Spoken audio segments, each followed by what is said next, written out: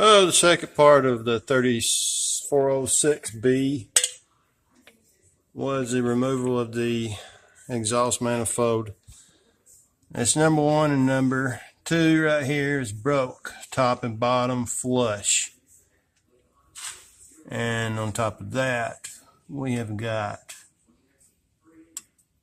a bad valve guide on the exhaust side. Looky there.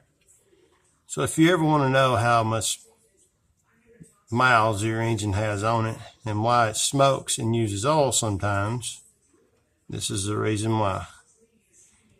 Even 2 cylinders can use oil or leak it. So I will be putting new gaskets, some new studs on this, and we'll be coming back and doing another video on this one.